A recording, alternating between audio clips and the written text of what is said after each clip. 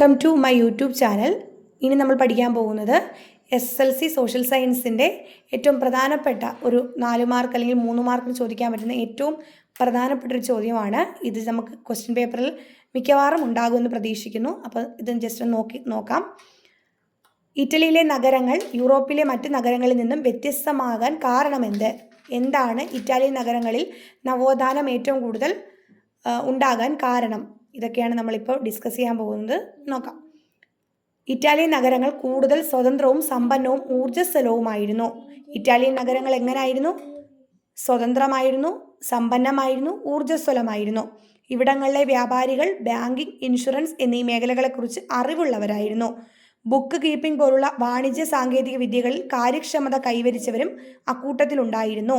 അപ്പം നല്ല book keeping പോലുള്ള വാണിജ്യ സാങ്കേതിക വിദ്യകളിൽ കാര്യക്ഷമത കൈവരിച്ചവരും ഇക്കൂട്ടത്തിൽ കൂടുതലായി നമുക്ക് കാണാനായിട്ട് സാധിക്കും. അതുപോലെ തന്നെ എന്താണ്, അവരിൽ നിരവധി പേർ വാണിജ്യത്തിലൂടെ അതിസമ്പന്നരായി മാറുകയും ചെയ്തു. അപ്പോൾ റിനൈസൻസ് ഇറ്റലിയിൽ കേന്ദ്രീകരിക്കാൻ കാരണം എന്താണ്? ഈ പറഞ്ഞ വാണിജ്യ സാങ്കേതിക വിദ്യകളിൽ അവർക്കുണ്ടായിരുന്ന കഴിവ് തന്നെയാണ്.